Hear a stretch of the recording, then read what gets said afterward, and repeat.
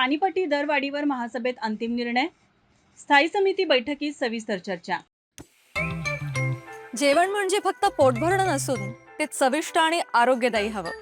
म्हणूनच साई जीवन cold pressed oil बनवलंय सर्वोत्तम शेंगदाण्यांपासून. ना केमिकल्स ना उष्णता, झिरो कोलेस्ट्रॉल आणि ट्रान्सफॅट फ्री. प्रत्येक थेंबात शुद्धता, चव आणि आरोग्य. म्हणजेच तुमच्या हृदयासाठी आणि कुटुंबाच्या आरोग्यासाठी उत्तम. आजच साई जीवन निवडा, कारण आरोग्याला शॉर्टकट नसतो.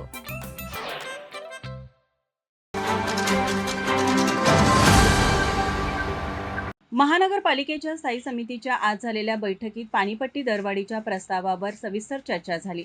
प्रशासनाने 1 जुलै 2026 पासून पाणीपट्टी दरात सुधारणा करण्याचा प्रस्ताव सादर केला असून त्यावर अंतिम निर्णय महासभेत घेण्यात येणार आहे। यावेळी आयुक्तांनी शहरातील पाणी पुरवठ्यावर दरवर्षी सुमारे 110 कोटी रुपये खर्च होत असताना केवळ 46 कोटी रुपयाचे उत्पन्न मिळत असल्याची माहिती दिली। ग्रामीण भागात प्रति युनिट सुमारे 20 रुपये दर आकारला जात असताना शहरात केवळ 9 रुपये 50 पैसे दर आकारला जात असल्याने दरवाढ आवश्यक असल्याचे त्यांनी सांगितले। प्रास्ताविक दरवाढ मंजूर झाल्यास महापालिकेला वार्षिक सुमारे 103 कोटी रुपयांचे उत्पन्न मिळू शकते, असेही त्यांनी स्पष्ट केले। बैठकीत सदस्यांनी शहरातील पाणीगळती, अपुरा पाणीपुरवठा तसेच ग्रामीण भागाला होणारा पाणीपुरवठा यावर तीव्र नाराजी व्यक्त केली। शहरातील नागरिकांना प्रथम पुरेसे व मुबलक पाणी उपलब्ध करून द्यावे, त्यानंतरच दरवाढीचा विचार करावा, अशी मागणी सदस्यांनी केली।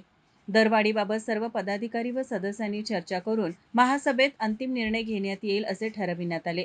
दरम्यान प्रभाग क्रमांक 6 मधील झूम प्रकल्प परिसरातील रस्ता कामाच्या निविदेला मंजुरी देण्यात आली। प्रश्नोत्तराच्या तासात शहरातील खासगी मोकळ्या जागांवरील कचरा, पाणीपुरवठा विभागातील मीटर रीडरांच्या बदल्या, उपनगरातील कचरा वाहतूक, ट्रॅक्टर चालकांची कामकाज पद्धत, बांधकाम परवानग्या, धोकादायक झाडे, झाडांच्या छाटणीचे ठेके आणि कचरा संकलन शुल्काच्या वसुलीबाबत विविध प्रश्न उपस्थित करण्यात आले। प्रशासनाने शहरातील स्वच्छतेसाठी निवृत्त 5 माजी सैनिकांची भरारी पथके तयार करण्यात येणार असल्याची माहिती दिली। सार्वजनिक ठिकाणी कचरा टाकणे, थुंकणे आणि कचरा जाळणाऱ्यांवर दंडात्मक कारवाई करण्यात येणार आहे। तसेच पाणीगळती शोधण्यासाठी रोबोटिक यंत्रसामुग्रीचा वापर करण्यात येणार असून विविध प्रकरणांची चौकशी करून संबंधितांवर कारवाई केली जाईल, असे प्रशासनाने स्पष्ट केले।